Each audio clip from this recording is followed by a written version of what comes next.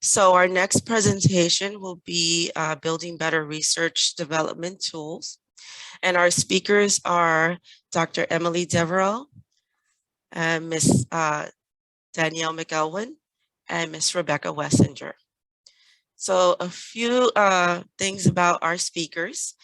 Dr. Emily Devereux is the Director of Proposal Development in the College of Engineering and Computing at the University of South Carolina, where she provides strategic research development, proposal development, and competitiveness, and specializes in RD for large research programs, centers, and initiatives. She has authored numerous publications and chapters in research development and is an adjunct professor of public administration. She holds her doctorate in public administration from Westchester University and researches social equity performance of funding mechanisms. She's joined by Danielle McElwain, who is the Director of Research in the College of Engineering and Computing at the University of South Carolina. She has over 20 years of research administration experience at the central and college level and has served at both an R1 institution and PUI. She has experience in research development, pre-award, and post-award in contracting. They are both joined by Rebecca Wessinger, who is the Proposal Development Specialist in the College of Engineering and Computing at the University of South Carolina. And Rebecca specializes in proposal development, budget and boilerplate development, proposal review, and compliance with guidelines, and targeting funding sources for her faculty. She has over a decade of sponsored award experience at Central, College, pre- and post-award administration. She holds her BS in Business Administration and her Master's in Higher Education, Business Education from the University of South Carolina. So without further ado, it is my pleasure to welcome these three ladies on today's session. Good morning. Thank you, Celeste, for the wonderful introductions of our Research Enhancement and Development team at the University of South Carolina. And we're happy to be able to join this wonderful conference and be part of FRAC this year. And so today we are going to talk with you about developing better research development tools for budgeting. The objectives today that we'll cover will be to help establish the value of proposal budgeting tools for both you and faculty, discussing tailoring of the tools for your institutional needs. We'll do a review and walkthrough of our budget template that we use within the University of South Carolina's College of Engineering and Computing. And we'll also talk to you about the creation of a budget narrative boilerplate and its importance. We're going to start off this presentation with a poll that will be generated here in a minute. We want to know if you're at the department, college, or central level. Are you pre, post, or cradle to grave, and do you currently use budget templates?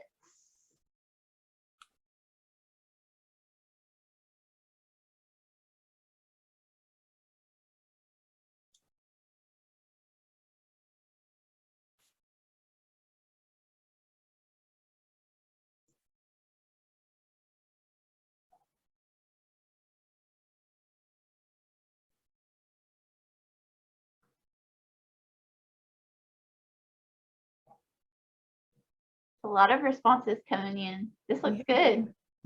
Now it looks like there's a pretty even. Good morning, Ginger. It looks like there's a pretty even distribution between department and central level, and then pre, post, and cradle to grave. A pretty nice distribution across. It looks like pre-award and cradle to grave are about the same, and then post-award. And then, do you currently use budget templates? Yes, that's going to be wonderful. And as we go through, if you have anything you would like to share or questions, please feel free to put that in the chat. We will be addressing questions as we go along through the presentation, because we're going to be giving some demonstrations so that we can do this in real time. So please go ahead and ask your questions at time of, and we'll stop and address those questions. And there'll probably be questions that other people will have in the session as well. So please let us know of anything that we can answer for you. Oops. All right. So the first thing we wanted to talk about was the importance of a strategic budget. Because this is a pretty important part of the proposal, and that it needs to be strategic because it needs to support the scientific part of the proposal. If you don't have enough money to complete the science, then you're not going to get funded.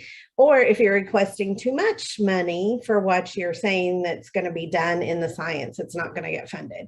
So it really needs to be strategic about what's being requested. And so reviewers do scrutinize it just as almost as much as they scrutinize the scientific part. And I think that's something that faculty don't always realize, and something that research administrators have to help faculty realize.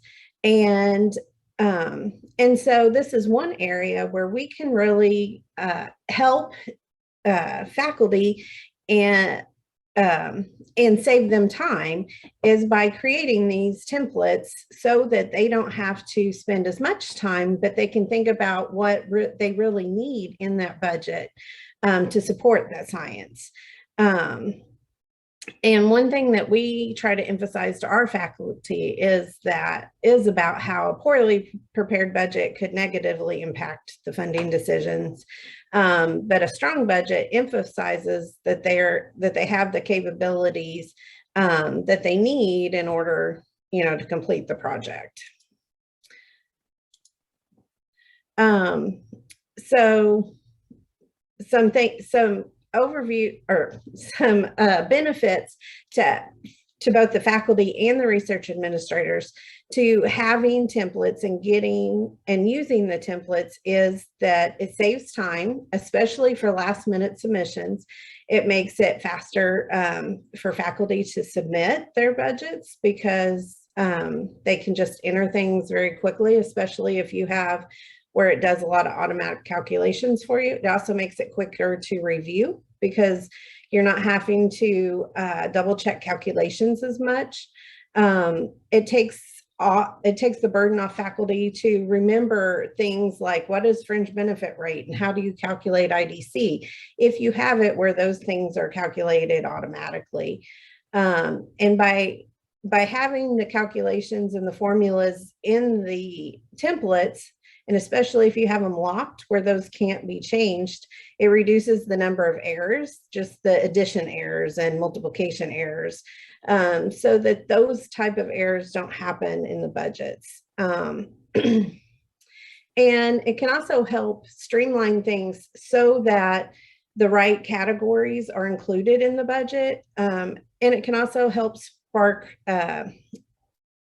help faculty remember, oh, yes, I need to include these things in the budget.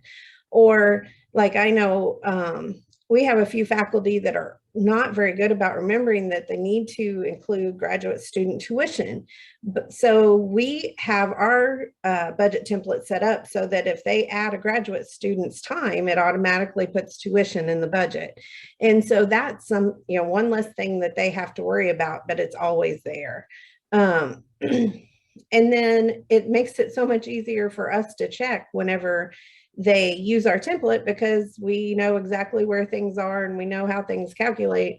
And whenever they decide not to use our template and they send us their own spreadsheet, it's like a lot of times we'll take those numbers and put them in our spreadsheet because it just makes it so much easier for us to check than trying to figure out how they set up their spreadsheet. I see a lot of chat things coming. Are we good? We're good. We're Okay.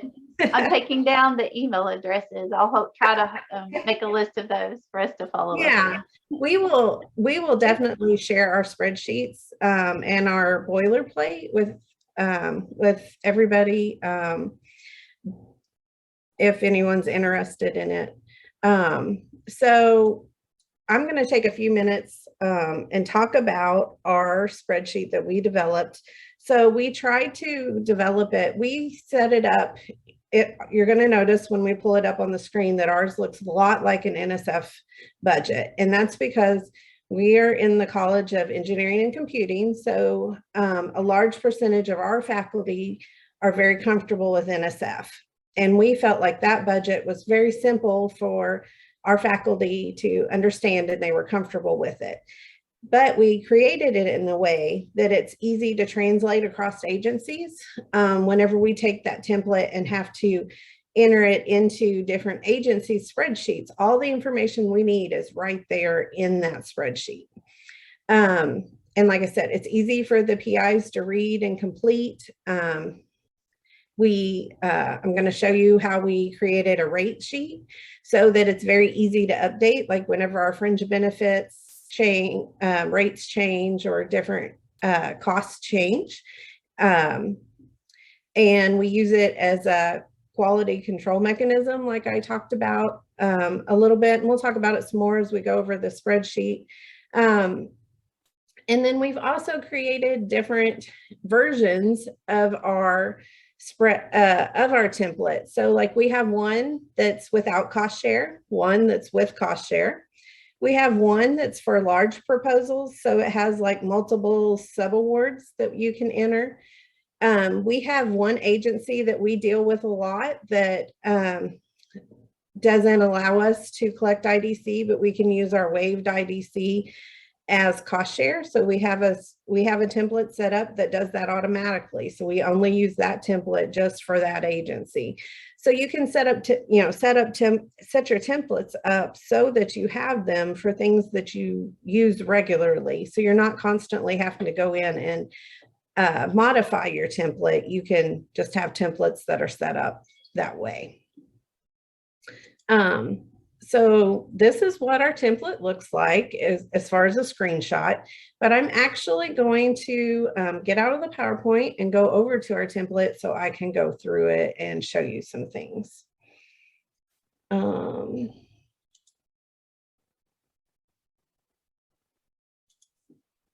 I'm going to start with the one without cost share. Can you guys still see my screen?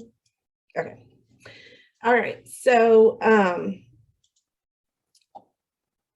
our faculty, they can only enter information in the yellow fields, and the green fields are fields that have calculations or have formulas in them, and they cannot make those changes. We actually have those fields locked. So so that they can't change those, I actually protect them, but there's no password. So I mean, they could unprotect them pretty easily, but most of them don't realize there's not a password, so it's not a problem. So I just unlocked it so you guys can see. Our formulas aren't super complicated. You can do it with pretty basic Excel skills. So for this one, we type the faculty's name, Dr. X, and if we type in their salary, whoops, so let's say they make 200K, it automatically calculates their monthly salary here. And then if we go over here and say that they want 2 months of summer salary, it automatically calculates how much they're requesting and their fringe rate. And all of the fringe will show up in this column, and then it totals it here. And for our graduate students, each department pays a different stipend amount. So this is what their normal stipend is. And so they put the number of months that they're going to support a graduate student. So if they're supporting multiple graduate students, like let's say they're going to support 1.5 grad students. So they would do 18 months. Then it would calculate how much 18 months or 1.5 grad students would be. And it does their fringe benefits. And then if you scroll down here, you'd see that it automatically puts in the cost of the tuition. And all of this is calculating the indirect cost at the same time. Danielle, we do have a real quick question. Sure. So they're asking if we have different departments, do our different departments use other spreadsheets within our college? So all of our departments, we encourage them to use our spreadsheet, but we have a few faculty that insist on liking their own. And we don't require that they use ours, but we strongly encourage it. And I would say probably 90% of our faculty do use our spreadsheets. Another question that was pertinent to this was that if there was a central office, or how is our university set up? And I think it'd be beneficial for them to know how we service the college and then how we're tied to the university's central office. So they know where you're coming from on the budget. Sure. That makes sense. That would be helpful. So our college is actually set up a little uniquely in the university. Our college, we have our Office of Research, which is in which we do research development. We work with our faculty every step of the way, as much or as little as they want.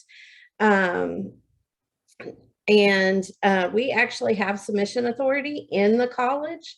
So I'm able to submit proposals. So we do all the review and submission right in the college. All the other colleges on campus are not able to do submission. They actually go through a central office. But then once the award comes in, it goes to our central sponsored programs office, and they do all the award negotiation and acceptance at the central office, and any non-financial post-award happens at the central office as well. This spreadsheet that Danielle is going over, it also makes that award process smoother, like we were talking about in the big benefits before, because it makes it to where the accounts can be set up and no lines are missed, and there's a smooth transition between proposal stage and award stage, and then account set up. And with what the PIs can also look back and reference with how they budgeted in their proposal. Mm-hmm. I mentioned earlier too, our rate sheet. So we have a rate sheet, and our fringe rates actually change twice a year. They change in January and in July. And so we can easily come over here and just update the fringe benefits to what the new rates are. And that changes the rates over on the spreadsheet, because our fringe benefit rates go back and reference the rate sheet. We don't actually put the fringe benefits in the formula. And the same with our tuition, we actually update those here, as well as our graduate student stipends and our undergraduate rates, and our indirect cost rates. So all of that we keep on our rate sheet, so that we just change it on this one page, and we don't have to go through and try to change all the different formulas. And we found that that's a lot easier and makes updating our templates a lot faster. And so all our spreadsheets are linked. So then for year 2, the annual salary is automatically, it automatically has a cost of living increase. We do 2.5%.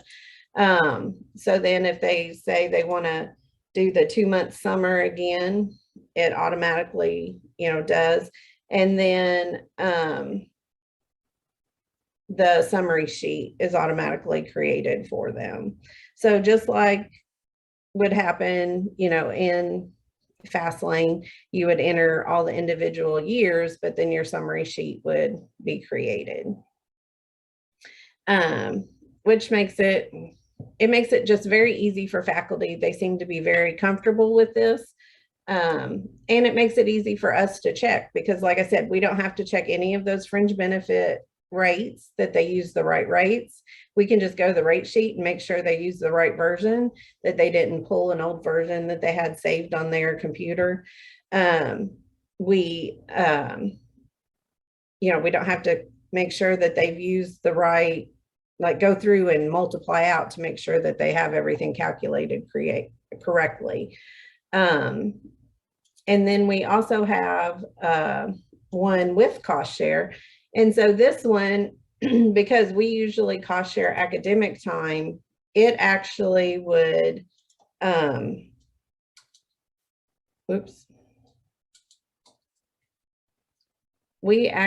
academic time, when you put academic time in, it goes to the cost share. And when you put summer in, it goes to the requested. And that's the big difference between our one with cost share versus the one without cost share. But that's the main thing about our spreadsheets or about our templates that we were going to talk about, unless there are specific questions. I don't want to get into a whole lot about our formulas because they're going to be different for every university, because everybody's universities calculate fringe different or handle tuition a little different or calculate their IDC. Everybody does stuff a little differently.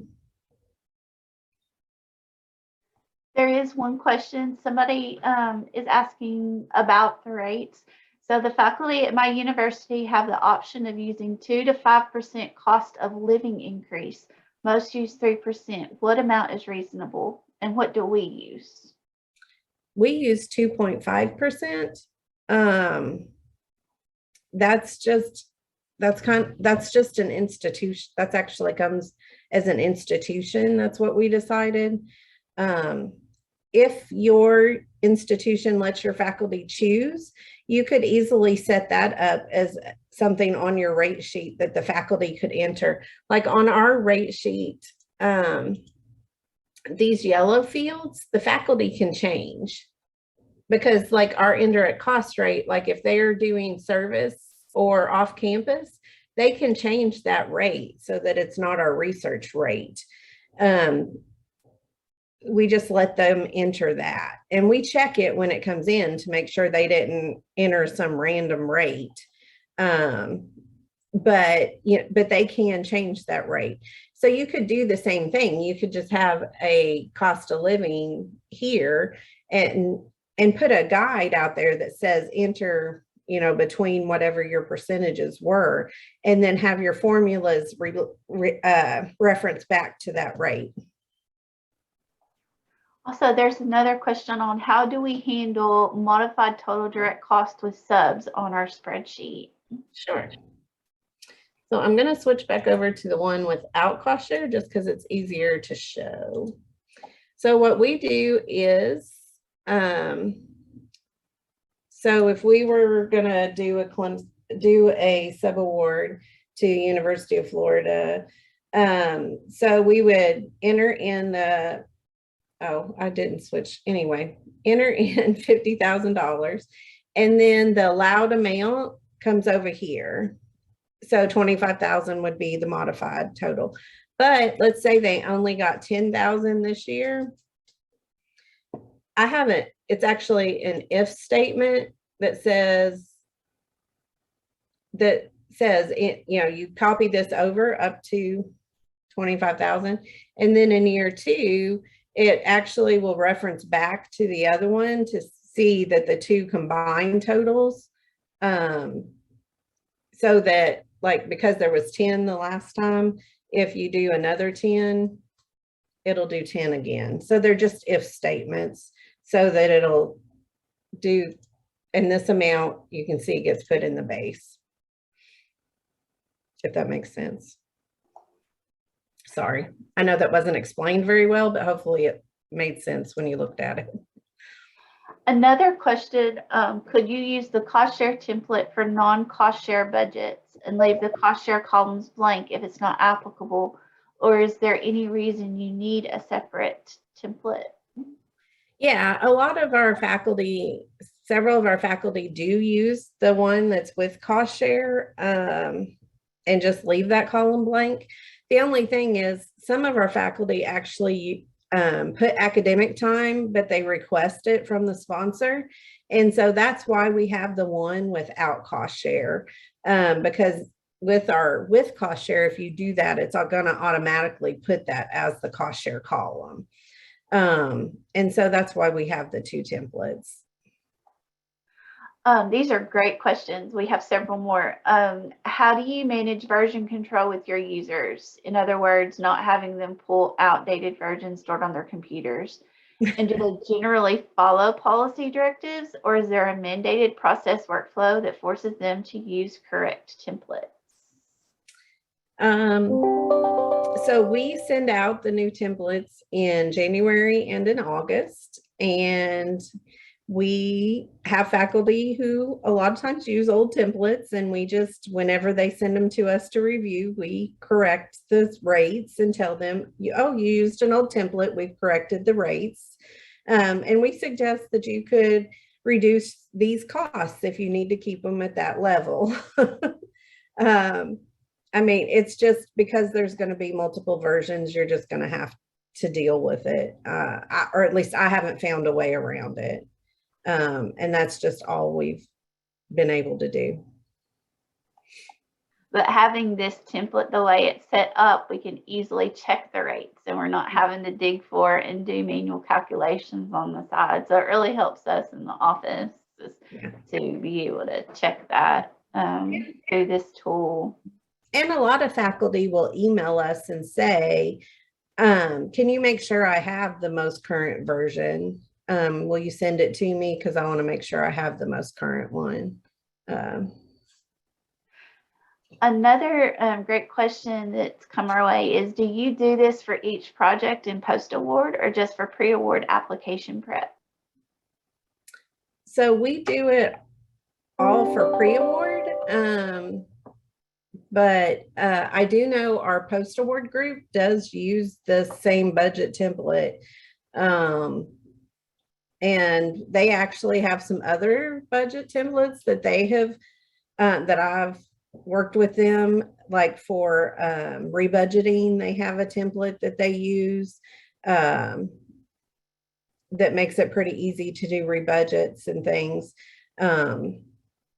But for the most part, because we're pre-award focused, we use it on pre-award, but our post-award group does use it some.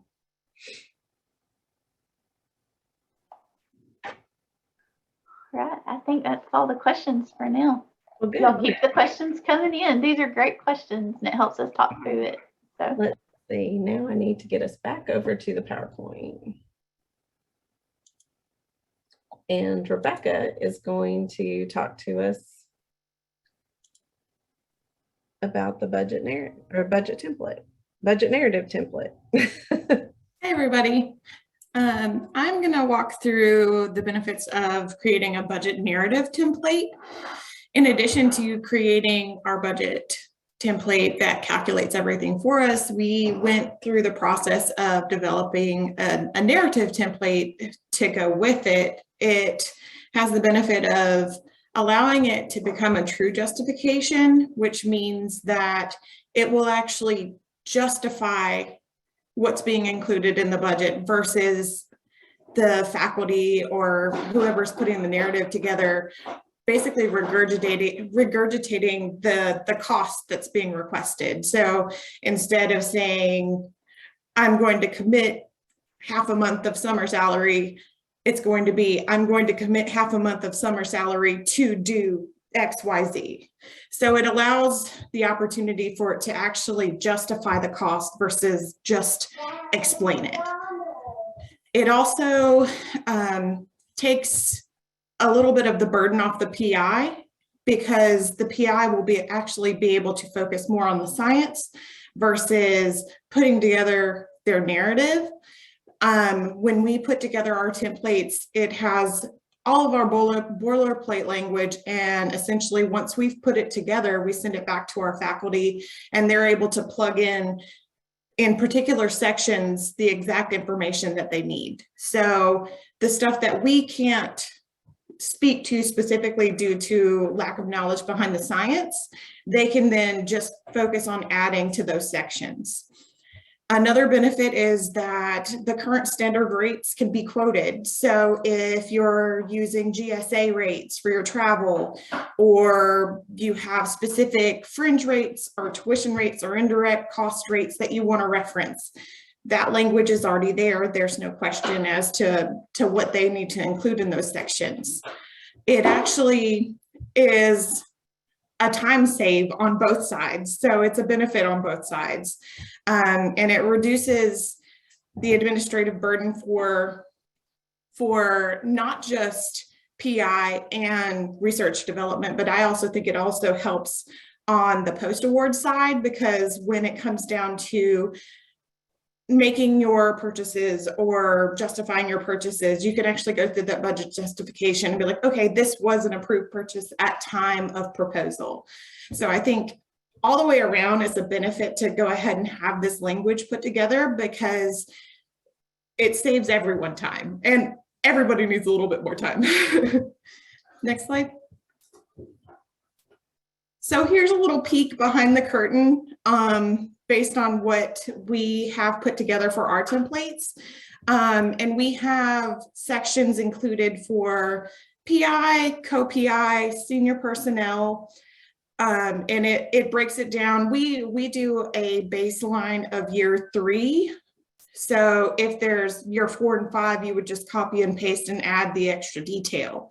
But it allows you to plug in your faculty information and then add their appointment type, their institutional based salary information, and then relate in their effort associated with this specific project.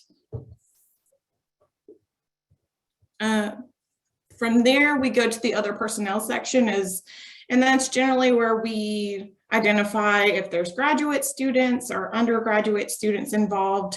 And it allows us to kind of tie back in the benefit of having students involved with the project to the request. So we will detail out the information as to how much it's going to cost, but we actually want to detail that benefit to the project and to the university as a whole. From there, we have our fringe benefits, which, like I was saying, if you have specific rates that you need referenced, this is a good way to have those rates, ensure that those rates are correct within it. And it's also beneficial because you can go back and you can tell if those rates have been modified because you know what's input there already.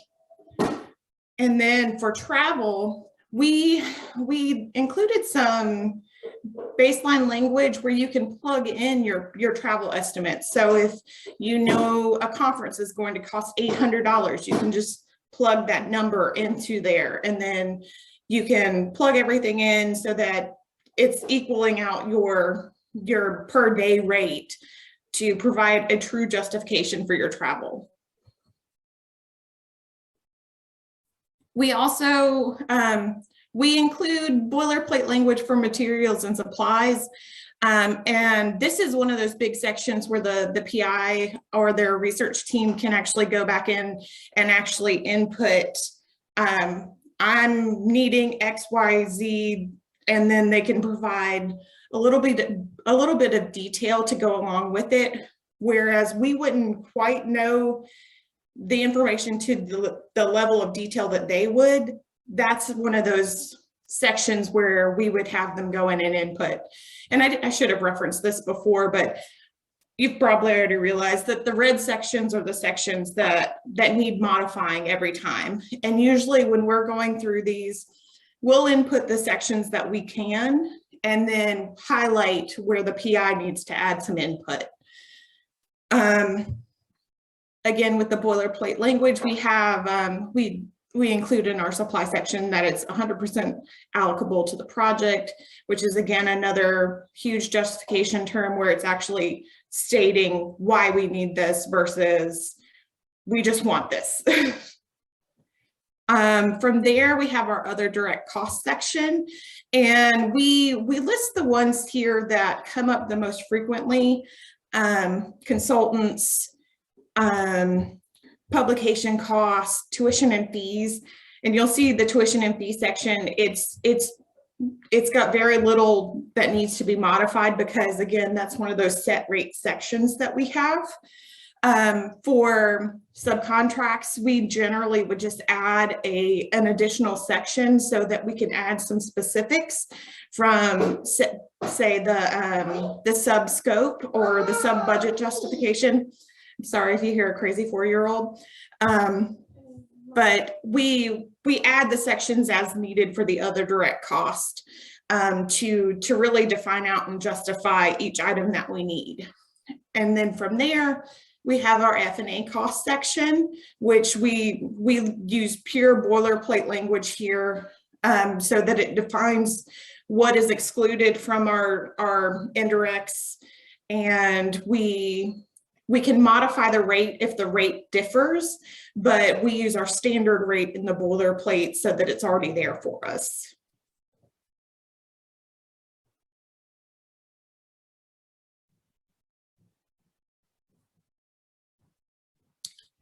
We just really want to emphasize the importance of getting started on your own budget tools. And I think, Danny, I was going to turn it over to you on this one. Yeah, so we want to take this time to just brainstorm a little bit about things that you need to think about whenever you go to create your own budget tools. And we started a list, but we would love to, through the chat, or if you want to unmute mics and have a little bit of discussion, we can. Talk about some different things that should be you need to think about when creating your own budgeting tools. So we started with, do you need to take an Excel class? You don't have to be an Excel expert in order to do the spreadsheets, but you probably need some basic Excel, maybe even moderate Excel skills as far as formulas go. And so you may need to take an Excel class, and most universities offer those for free to staff, or maybe even you just audit one as a to be as a student. But you may need to do that before you can actually sit down and do it. And then you need to think about your rate sheet and what all kinds of rates. I'd never thought about doing the cost of living increase as a rate, but I think that's a great idea because, once you mentioned that, I thought, there's some agencies that don't let you have cost of living rates. So maybe we need to modify our rate sheet where we could zero that out. So that was a great question that actually sparked something that we may modify. And then, think about costs that are related, costs that you want to automatically calculate. When you put one cost in, you want the other costs to appear, like we do with our graduate students for tuition. But things that you would want to do, like personnel, like fringe, every time you enter personnel, you want fringe to show up. Do you have cost centers that are budgeted frequently? Maybe you could have a price list that they could just, that they could reference. How's your indirect cost calculated? Things like you guys were asking about the subcontracts and how you how we handle those. And then the different templates that you might need and things like that.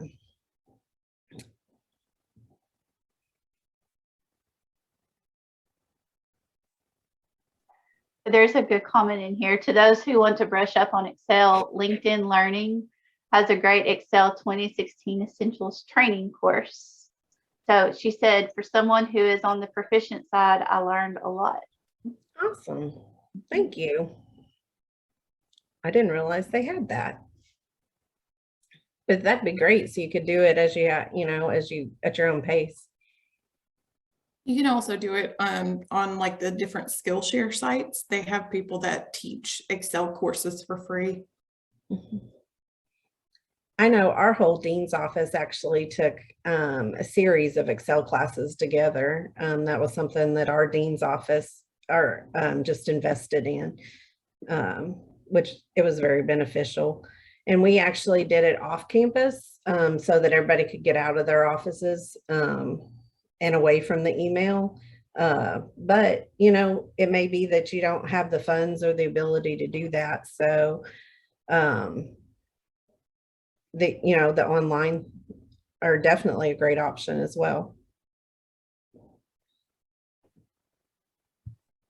Oh, you're muted. I'm sorry. I was muted because I'm coughing so much. Do you have a crosswalk to match the budget categories with your account numbers? So ours are more based on the sponsor, and I guess that's because we're pre-award. So ours are more based on the sponsoring agencies more so than our accounting side, but that's a great idea too, to look at that. We haven't had a lot of problems with it cross-referencing, but I mean, that's definitely something to think about in the future as well.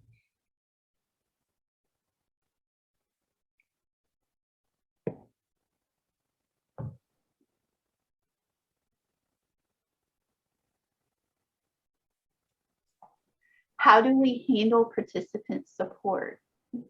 So we have a participant section in our budget. We don't have a lot of participant support. Engineering and computing doesn't do a whole lot of human subjects, but we do have a participant section in our spreadsheet. And as far as the narrative side, we tend to just write that as we have participants. I know there's a lot of NIH people out there. We don't do as much NIH and human subjects as a lot of other colleges, but we do from time to time. So it is in our spreadsheet, but we tend to just do it more as just lump sums.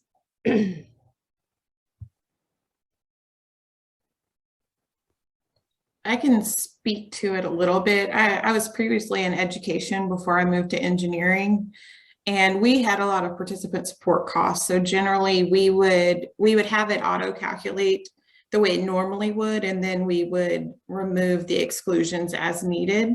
So it's handled basically the same as you normally would, but you might have to put in some specific rules within your spreadsheet to have it calculate how you need it to.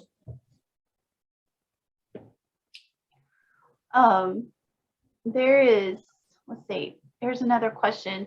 We have a budget module in our campus ERA system, but is often too complicated for faculty to access.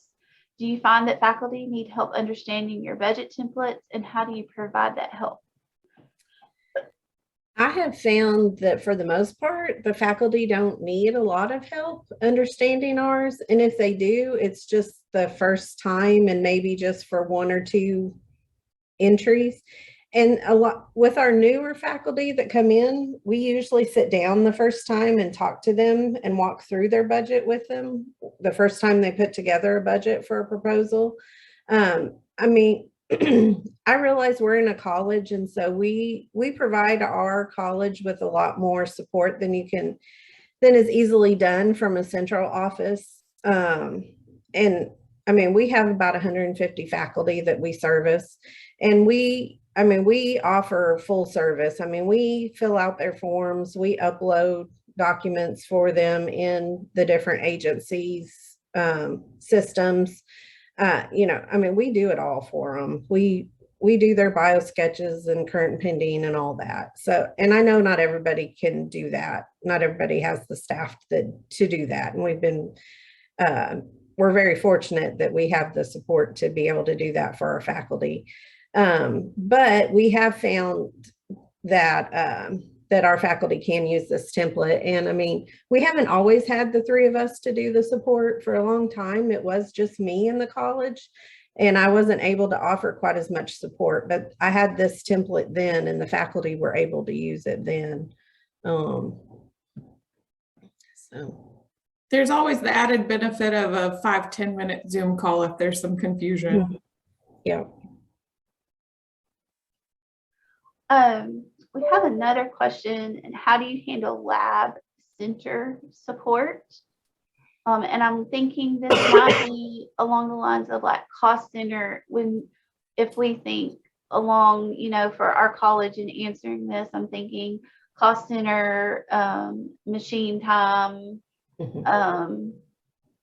those types of expenses.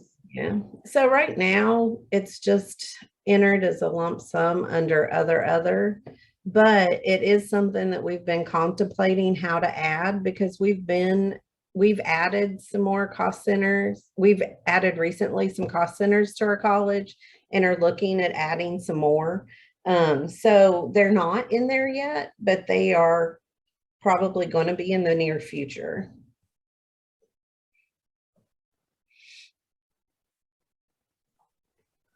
One way that we go ahead and we budget it at this time is putting it in other. So when there are cost centers, you know, or, you know, certain user fees, we have built in other lines under other direct costs. And then we specify in those lines with the budgeting so that we know what we're referencing. I do have, let's see, let me pull back up. I think that's helpful in terms of Postaward too, because we actually label it as specifically what it is. So there's a lot of, we're able to eliminate a good bit of questions from them being able to see specifically what it is and tie it back to the justification.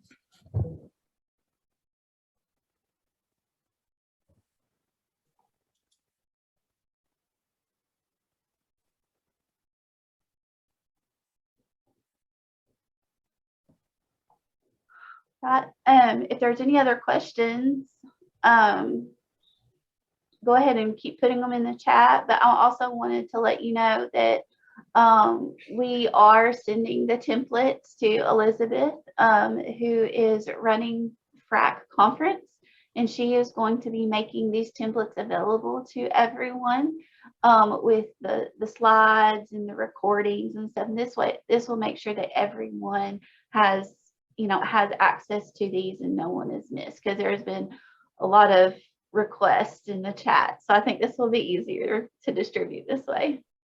I also want to say one thing that's really helped us is by branding our group.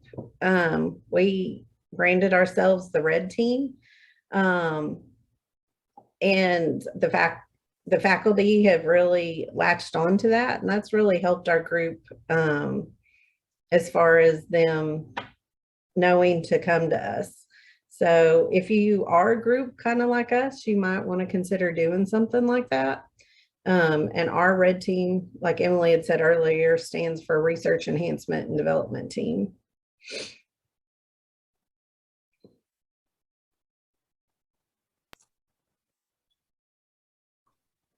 Well, thank you, ladies, for sharing these tools. These have been all great. We look forward to being able to share the templates for folks. I think it'll be very useful for everyone. And if anyone has any other questions, you can always reach out to our speakers. I'm sure they would be happy to answer your questions after the session.